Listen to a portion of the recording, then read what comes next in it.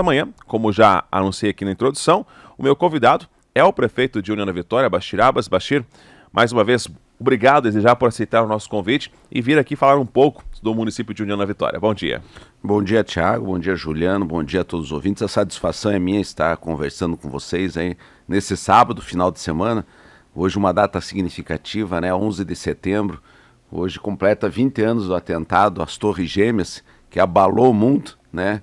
A gente nunca pode esquecer dessa situação, mas a gente está feliz de estar aqui conversando, falando da nossa cidade, falando dos projetos. Bom, Bachir, primeiro assunto, vamos puxar, já que você estava falando aqui sobre questões dos casos de Covid-19. Nessa semana, até no dia do feriado, teve uma homenagem muito bacana aos profissionais, esses que estavam e estão até hoje na linha de frente dos casos de Covid. Lembro da grande dificuldade lá no começo, quando ainda não tínhamos vacina, a doença, uma coisa nova, não se sabia ainda qual o tratamento mais adequado e mais pacientes chegando. Eu lembro que a UPA, ela foi ali até como uma unidade de terapia intensiva praticamente, né? Quantos pacientes que ali tiveram que ser até entubados numa situação bastante crítica, que não só a União da Vitória passou, o Brasil inteiro passou, né? E hoje, claro, nessa condição bem mais tranquila, embora não podemos relaxar, a população não dá para esquecer, né, Bachir, que a pandemia ainda ela existe, e infelizmente muitos ainda acabam ignorando. Ah, já estou vacinado, então, né, para que usar máscara? Vamos aglomerar, e aí que mora o perigo, né? E até que o município passou aí mais de 40 dias sem nenhum óbito. Infelizmente, nessa semana houve um novo óbito, mas para mostrar, né, até um sinal para a população, ó, o vírus está aí ainda e precisamos manter todos os cuidados. Né? É verdade, Thiago. Nós fizemos uma ação conjunta com a Prefeitura de Porto União para homenagear esses profissionais, o dia 7, que era um dia de comemoração, um dia que nós gostaríamos de estar fazendo desfile na avenida, mas como não é possível ainda, a pandemia está aí, a gente tem acompanhado, não pode relaxar. Fizemos essa homenagem justa para todos os profissionais que estiveram na linha de frente, nossos profissionais da UPA, das UBSs, dos hospitais, são tantos e tantos profissionais, inclusive profissionais não só da saúde, tem os profissionais dos supermercados, dos postos que não puderam parar, tiveram que estar na linha de frente trabalhando, a gente não pode esquecer, mas foi uma homenagem para todos esses profissionais. Nossa unidade de pronto atendimento, como você colocou bem, se tornou um semi-intensivo durante um período. Tínhamos 21 pacientes internados na nossa UPA. Então foi um trabalho de todas as pessoas que se empenham e continuam se empenhando. Nossos vacinadores das nossas UBS, nossos profissionais das UBS. Graças a Deus a vacinação tem se mostrado eficiente. Ficamos 42 dias sem qualquer óbito. Na última semana, infelizmente, tivemos um óbito, uma pessoa com comorbidades, mas também para mostrar que a pandemia está aí, nós temos acompanhado a nível de Brasil, tem estados que infelizmente vem uma terceira onda, tipo o Rio de Janeiro, que tem aumentado os casos, então nós não podemos relaxar. Voltamos a uma normalidade na vida, as pessoas estão conseguindo sair, estão podendo levar seus filhos no parque, estão podendo voltar à normalidade, mas temos que cuidar. Temos que continuar usando máscara. Às vezes parece que a gente, né, Thiago, a gente é chato de ficar insistindo, vocês na imprensa, você nos ajudou desde o primeiro momento, mas a gente está preocupado com as pessoas que nos escutam. Para que não venha uma nova onda, que a gente não precise tomar medidas. Sempre falei, prefeito nenhum quer fechar o comércio, prefeito nenhum quer restringir a circulação das pessoas, mas às vezes é necessário. Então agora estamos voltando a uma normalidade, mas é necessário que as pessoas continuem se cuidando, é necessário que as pessoas vão aos postos de vacinação. Graças a Deus, União da Vitória, as pessoas têm correspondido, tanto União da Vitória como Porto União. As pessoas precisam ir tomar a segunda dose. Eu tive a felicidade dessa semana tomar minha segunda dose no dia 8, mas é necessária a contribuição da população. A gente sempre falou, não é um decreto, uma assinatura de um prefeito, de um governador que vai resolver. É conscientização das pessoas. Até falando na questão da vacinação, essa semana vacinamos as pessoas com 18 anos e começamos a vacinar os adolescentes de 12 a 17 anos. E já estamos esperando só a autorização da CESA para começar também com a terceira dose nos idosos. Excelente, né? Lembrando, né, Bachir, que essa questão das vacinas, ela segue o calendário nacional, né? Ou seja, não tem como o município extrapolar, né? Tem que seguir ali o que diz e até mesmo porque as doses dependem dessa distribuição do Ministério da Saúde, né? É verdade. Até acompanhava hoje cedo, Thiago, vi que alguns estados estão com dificuldade na segunda dose. muitas vezes, não estou falando que não sei a situação dos estados, mas muitas vezes aconteceu que quiseram avançar na vacinação, usando as vacinas que eram para a segunda dose na primeira dose, e agora não tem segunda dose que tem o prazo para ser aplicada. Então a gente tem que seguir, ninguém tem que reinventar a roda, né? A gente tem que seguir as orientações da Secretaria de Saúde para que seja feito um cronograma correto para que as pessoas, na hora de tomar a segunda dose, tomem a segunda dose. Nós estamos também, num prazo de 2 semanas, vendo se vai ser possível adiantar também a segunda dose. A gente vai vacinando as pessoas com a primeira dose, começa a ter mais vacinas, mas tudo bem programado, tudo seguindo uma orientação. Não vamos... A gente sempre falava no começo, o Sistema Único de Saúde é o melhor sistema do mundo em questão de vacinação. O brasileiro é muito crítico, o brasileiro não vê as coisas boas muitas vezes. Claro, o SUS ele tem que aprimorar muito, a gente sabe das deficiências que tem, mas o SUS é um sistema com muitos braços. Eu via muitos municípios, às vezes, criando centrais de vacinação num só ponto, aglomerando, criando fila. Não precisa criar nada. As nossas unidades básicas de saúde estão bem espalhadas nos bairros. A gente teve muito poucas filas aí, então é só seguir o cronograma. O Brasil está vacinando 1,5 milhão de pessoas por dia. Isso daí é um número muito bom. Mas nós precisamos que as pessoas vão aos postos de vacinação. A gente vê muitos países que a pandemia teve um avanço, mas principalmente porque as pessoas não estão indo se vacinar.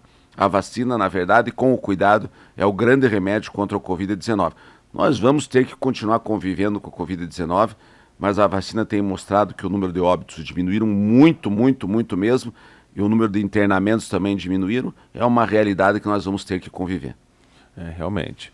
Bom, a gente ainda falando sobre esse universo de pandemia, né? Enquanto alguns profissionais não pararam nessa linha de frente, como os profissionais da saúde, o pessoal dos supermercados, frentistas de postos, enfim, muita gente continuou trabalhando normalmente. Mas, infelizmente, tivemos classes que não puderam dar continuidade ao seu trabalho. A classe artística, cultural, várias outras classes que tiveram que interromper o seu trabalho. E, claro, veio aí os auxílios emergenciais, né? Eu lembro para a questão cultural, na semana passada eu conversava aqui com o presidente da Associação dos Artistas Plásticos do Vale do Iguaçu, falando sobre a Lei Aldir Blanc, que veio para colaborar com esses profissionais e que veio movimentar a economia, e agora chegou a vez dos motoristas, né? Taxistas, aqueles profissionais que levam as crianças para a escola, os motoristas de vans. A prefeitura também fez uma organização e nessa semana já saiu até a lista, né, para esses profissionais que poderão ter esse auxílio, né? É verdade, principalmente os profissionais que mexem com a arte, os músicos de teatro, artistas plásticos, parou totalmente. Eles ficaram 1 ano e meio sem qualquer atividade, a grande maioria. E é necessário dar um auxílio. Essas pessoas continuam tendo suas obrigações, têm que pagar sua conta de água, têm que pagar sua conta de luz, têm que pagar muitas vezes o aluguel. A gente criou junto com a Câmara de Vereadores, agradecer também a Câmara de Vereadores, tem sido uma grande parceira nossa.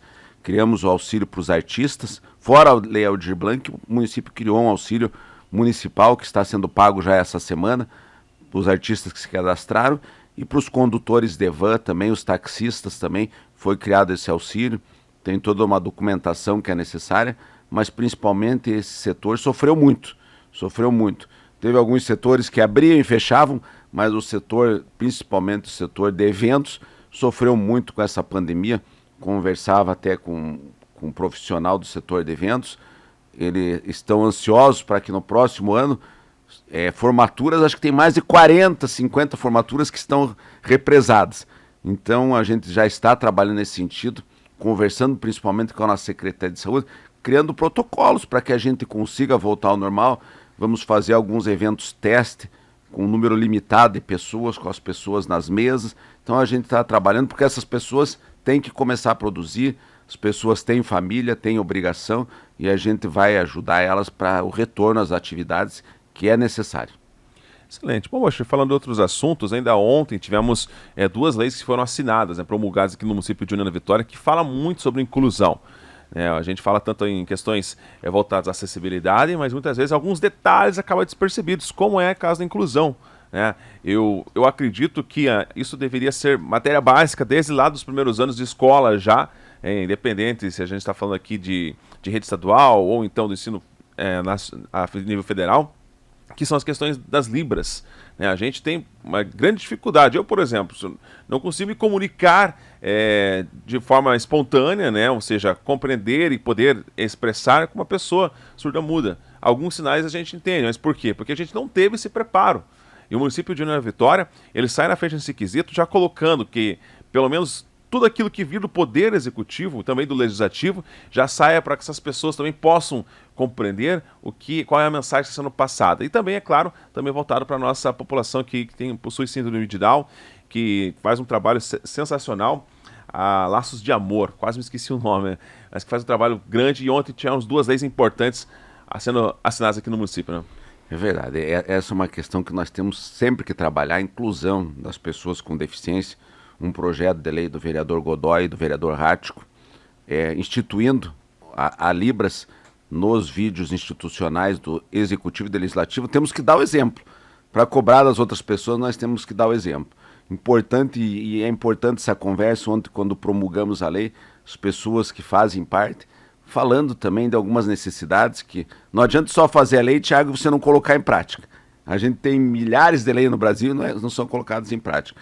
De ter um profissional de Libras para atender as pessoas, muitas vezes, que vão na repartição pública, muitas pessoas que vão às nossas UBS. Então, estamos conversando com eles, na verdade, para as pessoas agendar, às vezes, esse atendimento. Às vezes, eles não querem ir com o familiar. Se tem condição de ir lá, eles precisam se comunicar e encontram essa dificuldade. Então, a gente conversando com eles, vamos aprimorar essa situação, mas importante esse projeto que foi apresentado pelo vereador Godoy e pelo vereador Rático. O Legislativo tem que também trabalhar nesse sentido. Também promulgamos a lei da Associação Laços de Amor das pessoas com Down, e conversando também com eles, esse é o caminho, eles começar a criar utilidade pública, foi decretado de utilidade pública para que possam angariar recursos. Me lembro muito bem, hoje tem a Associação das Mães de Autismo Sem Barreiras. Me lembro há 2 anos atrás, quando nos procuraram, que muitas vezes não eram atendidas, e nós conversamos no sentido delas criar uma associação, elas se unir, e hoje elas já conseguiram avançar bastante.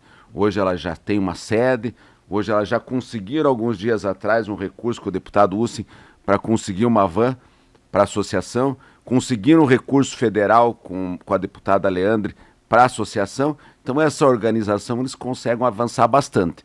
E ontem a LADE também, com a criação, com a promulgação de utilidade pública, também começa a dar os primeiros passos. É importante a gente estar assessorando nesse sentido, e a gente fica feliz desse avanço, porque as crianças têm que sentir, principalmente as crianças, todas as pessoas, mas principalmente as crianças, elas se sentir incluídas nas nossas redes municipais e redes estaduais de educação. Então, um grande avanço, estão de parabéns os vereadores que fizeram, a Câmara na sua totalidade que aprovou, e a gente tem que avançar muito nesse sentido. Questão da acessibilidade também, a gente conversava algum tempo atrás, as nossas calçadas, a gente essa semana vai fazer uma notificação, principalmente na área central, para os proprietários de calçada. Tudo isso é inclusão, na verdade. A gente teve a dificuldade, eu brinco um tempo atrás, jogando bola, eu rompi o tendão. Você vai usar uma muleta, você vê a dificuldade, muitas vezes, que é de andar na cidade. Imagine as pessoas que têm que se locomover todos os dias dessa maneira. Então, a gente tem que melhorar essas condições, e com a ajuda das associações, com a ajuda da Câmara de Vereadores, a gente pode avançar muito nesse sentido. Bom, no bloco anterior falamos já um pouco sobre as questões das leis que foram sancionadas ontem, sobre a pandemia, e temos também outros assuntos muito bons, né? Que, por exemplo, Distrito de São Cristóvão, Casa Coronel Amazonas, casarão que estava abandonado até pouco tempo, estava servindo lá, infelizmente, para questões de usuários de drogas, enfim, estava feio como estava, era algo histórico do município, né, cercado, rodeado de muitas lendas. Quem não lembra da lenda de João Maria, né, tudo voltado aqui à Casa do Coronel Amazonas, e agora, nos últimos anos, foi revivida toda essa história, está sendo contada capítulo por capítulo. Hoje está lá a Casa dos Amazonas inteira e funcionando como diversas atividades culturais, tanto é que nessa semana teve a abertura de exposição da Dona Elga lá, muitas crianças já estiveram, já deixamos desde já o convite para você prestigiar. E também, já aproveitando, já que falei da Casa do Coronel Amazonas, surgiu lá um burburinho que, colocaram em leilão Casa Amazonas. Como isso? tudo isso já foi decidido já, né? Ontem já saiu aí, como diz ali a questão voltada, e que não se preocupe, a gente não vai ter a Casa Coronel Amazonas leiloada. Como que foi toda essa história, Bachir, né? Começando aí desde a revitalização da Casa Amazonas, até agora a gente tem agora as questões culturais já sendo apresentadas, como a exposição, e depois veio essa notícia aí de leilão, né? Todo mundo ficou meio assim, o que aconteceu aí? Na verdade, Thiago, você tem um lugar que eu gosto muito, sou apaixonado, é a Casa da Família Amazonas. Nós já, quando era secretário de Cultura, no mandato do prefeito Santin, já foi uma luta nossa com o prefeito Santin para fazer a revitalização.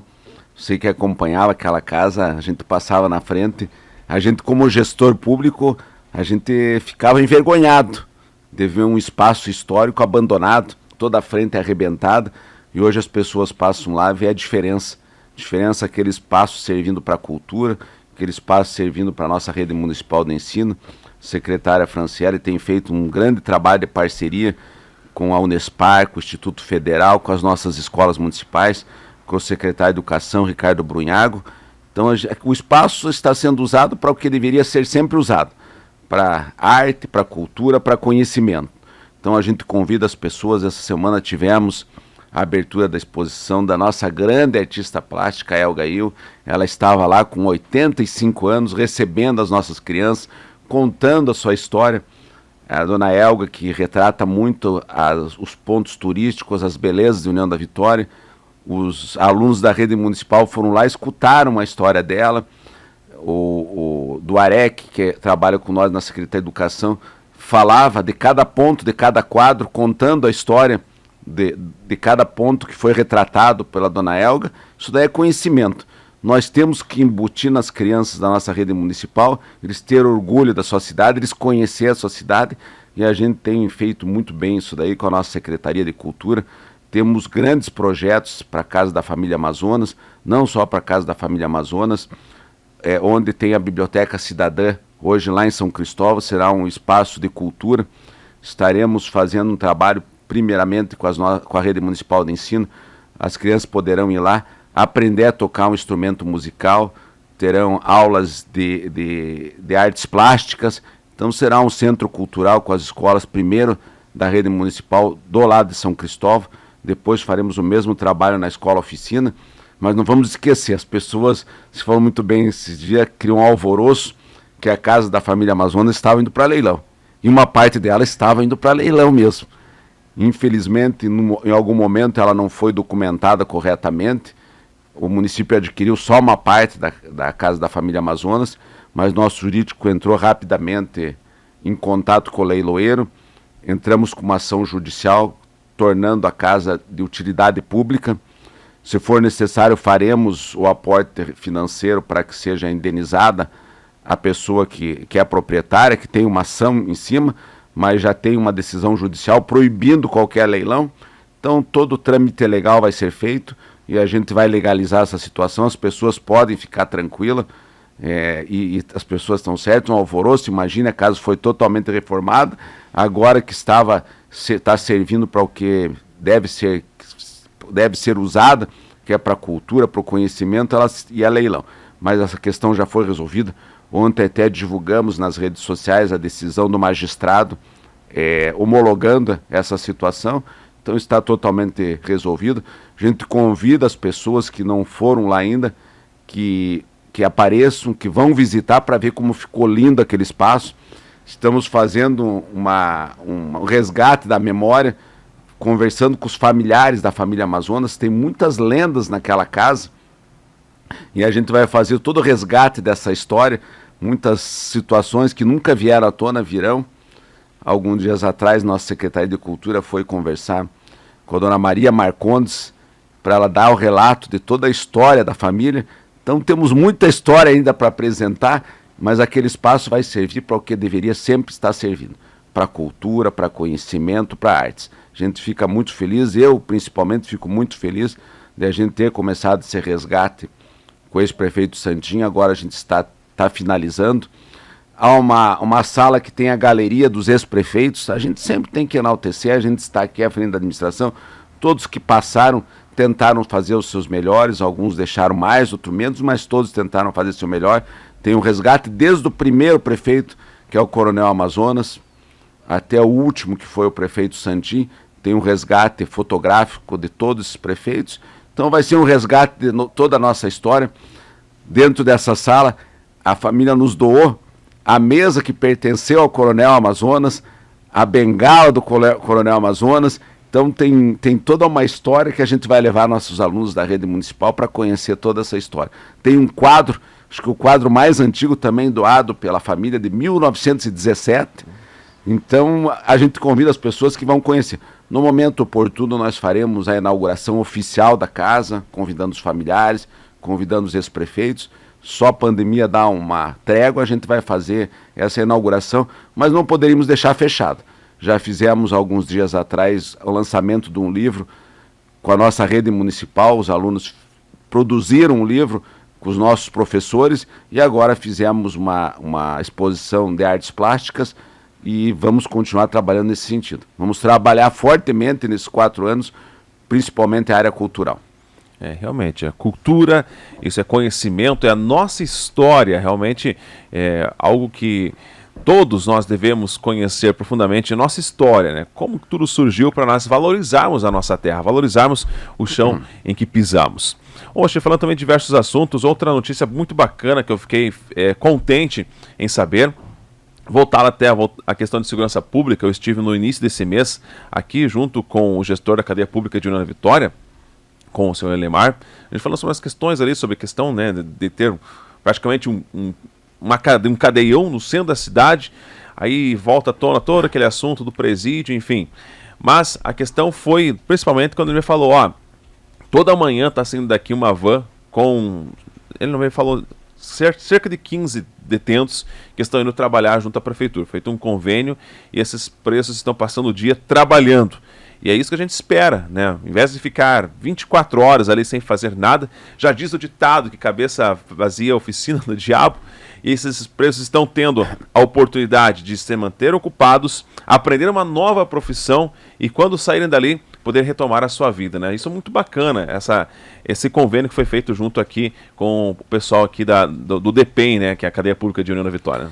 É verdade, Thiago. Desde o começo sempre falei, nós temos que ser um governo de oportunidades. Oportunidade dessas pessoas se ressocializar, voltar a produzir, voltar à comunidade. Nós já tínhamos essa conversa com o Conselho da Comunidade, que levantou essa questão.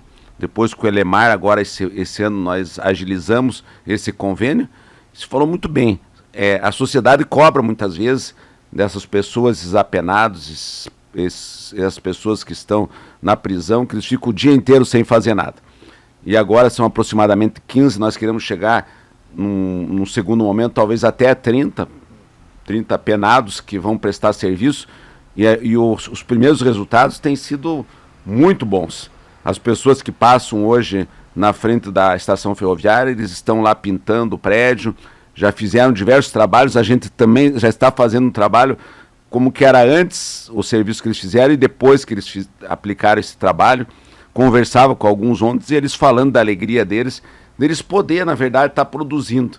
Bem isso que eles falavam, ficavam o dia inteiro sem fazer nada, o dia inteiro numa cela, agora eles têm oportunidade, sempre supervisionado por um profissional da Prefeitura Municipal de União da Vitória, eles têm oportunidade de estar produzindo, de se sentir útil, diminuem a pena deles também, isso daí são apenados com bom comportamento, né, que tem penas um período curto de tempo, então é uma oportunidade de ressocializar, porque muitas vezes o nosso sistema presidiário ele não dá oportunidade nenhuma.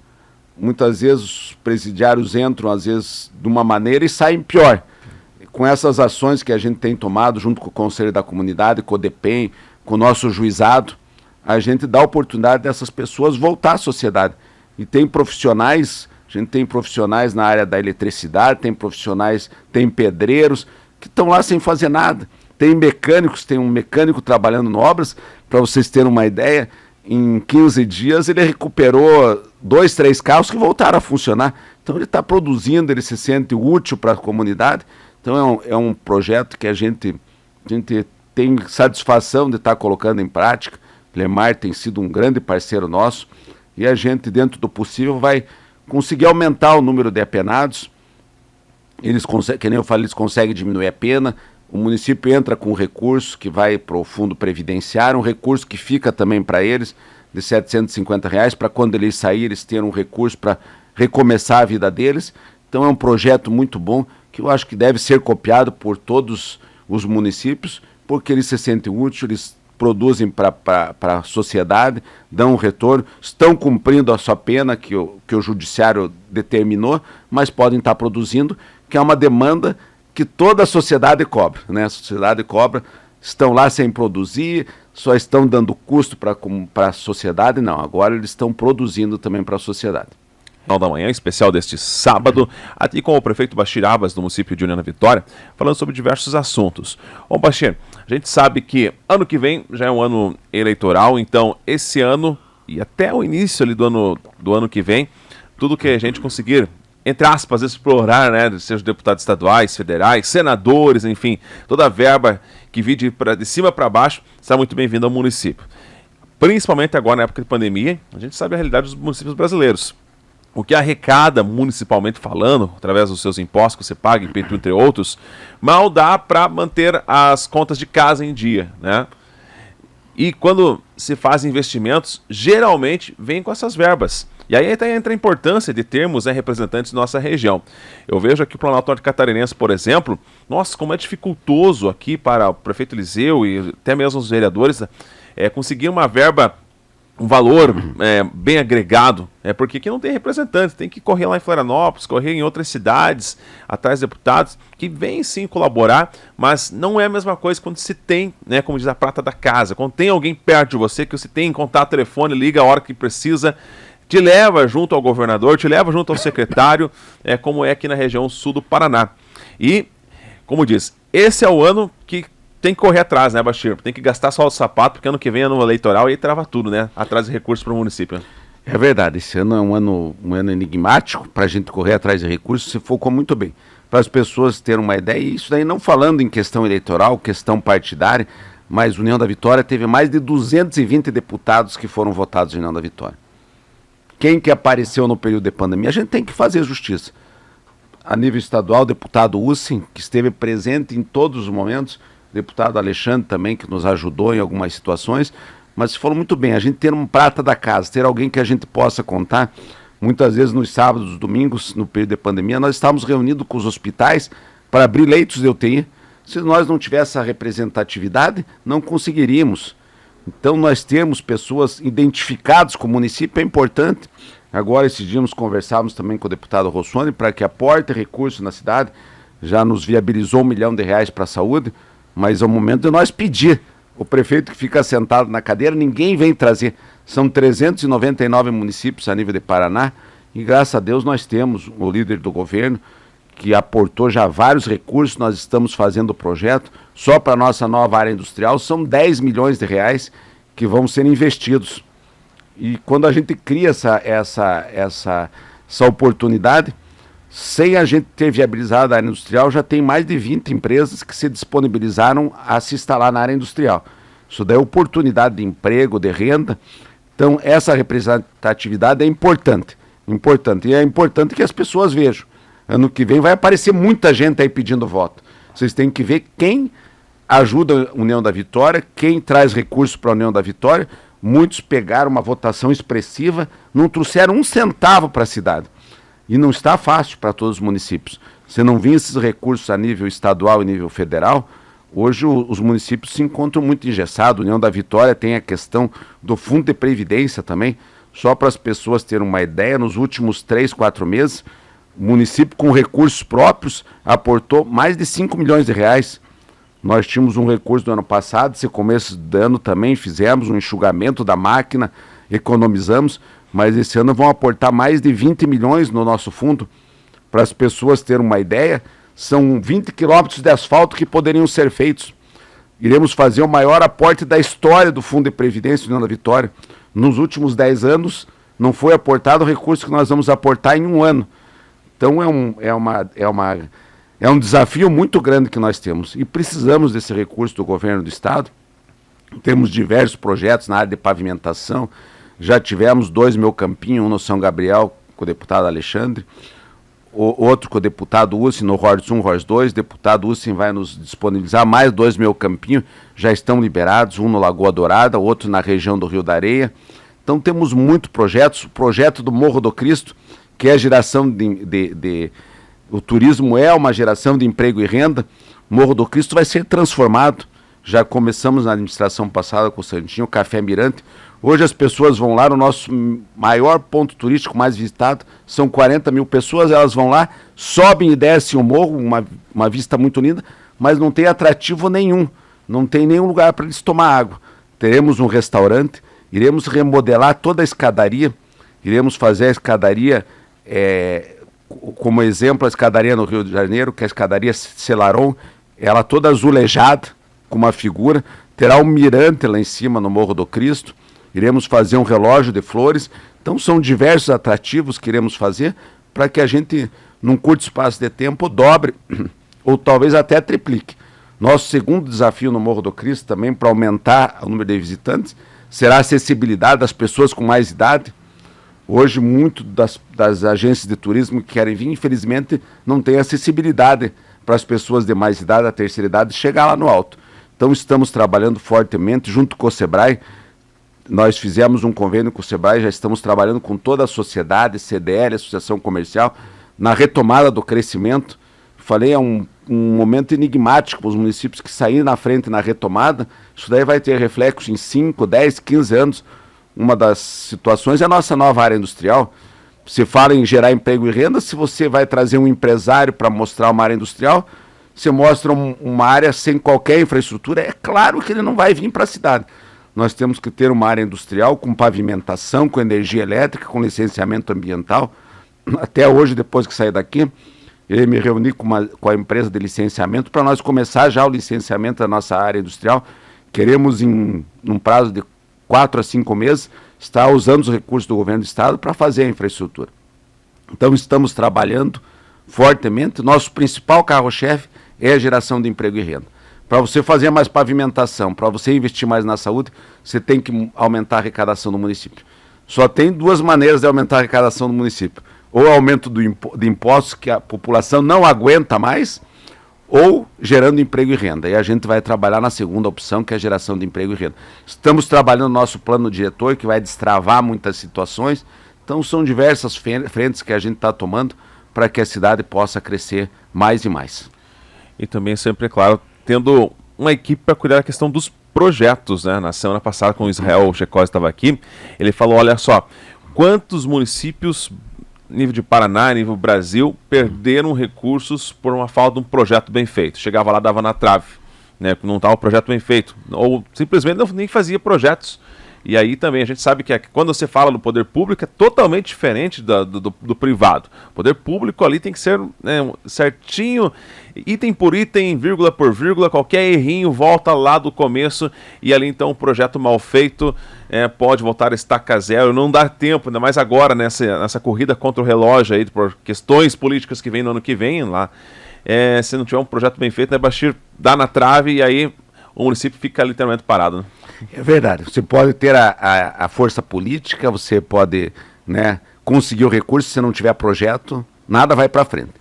Graças a Deus nós temos uma equipe muito boa na nossa Secretaria de Planejamento, o secretário André Otto e toda a sua equipe tem feito grandes projetos, está aí tudo que saiu na cidade nos últimos tempos, foi feito por essa equipe, então tem que ter projeto. Muitos municípios muitas vezes não se qualificam para conseguir o recurso porque não tem bons projetos. Mas a gente tem trabalhado bastante para fazer bons projetos viáveis. Se focou numa situação, se tiver uma vírgula fora do lugar, o projeto volta novamente, são 30, 60, 90 dias que você perde, então você precisa ter bons projetos. A gente tem trabalhado, principalmente a nossa equipe técnica, sempre falo, tem setores que não podem, a gente não vai dizer que não há algumas questões políticas que a gente tem que trabalhar. Mas se você tem um setor que você não pode, em hipótese nenhuma, trabalhar, você tem que trabalhar tecnicamente, é o setor de projetos, o setor de planejamento. Porque é necessário estar bem afinado, ter bons projetos, ter pessoas qualificadas, Graças a Deus, União da Vitória tem uma equipe muito boa na feitura de projetos, tem sido célere. Quando chega o recurso, num curto espaço de tempo, a gente já está apresentando os projetos para as secretarias. Agora são mais de 20 milhões de reais em recursos. Todos esses dependem de bons projetos para ser aprovados. E às vezes a gente começou esse ano com mandato, mas você tem que fazer o projeto, ser aprovado e licitar até abril, maio do ano que vem. A obra tem que começar, então o espaço é curto. Se você não tiver uma boa equipe, você acaba perdendo recurso por falta de projeto. Excelente, Basti. Bom, nosso tempo está avançado, mas para a gente finalizar aqui, já que tocamos no assunto sobre retomada, né, da economia nesse momento de pandemia, a gente vai precisar muito disso a partir de agora. É algo que não pode não ser de imediato, pode ser a médio até a longo prazo, né, para voltarmos à normalidade e até ter um superávit na questão econômica. Mas, como político também, né, eu sempre acompanho aqui, o Basti sempre falou, não, política a gente vai entrar lá na guerra, né, entre um contra o outro no momento político, né, durante a eleição. Passou isso, tem que, enfim, sentar, conversar. Mas, principalmente, a gente vem acompanhando agora, nas últimas semanas, e que não vem nada bem essa rota de colisão, né, entre governo e também Supremo, enfim, acaba virando toda aquela salada, e quem acaba perdendo literalmente é o brasileiro. Não estou falando aqui sobre partido político, por favor, não compreenda, não fala sobre esquerda ou direita, a gente está falando sobre momento político e que tudo isso interfere, né? O Brasil, ele é influenciado diretamente pela questão do dólar, e conforme a imagem está aqui dentro, lá fora o dólar dispara e a gente vê aí os preços nos supermercados, a questão da inflação, gasolina, por exemplo, você que abastece seu carro e sabe que volta e meia estão subindo os preços, tudo isso acaba influenciando. Sua visão política, Basti, sobre esse assunto aí. Falta ainda um ano para a questão das eleições a nível nacional, né? Mas pelo jeito essa guerra está começando muito cedo, né? É verdade, isso daí causa um prejuízo indiferente.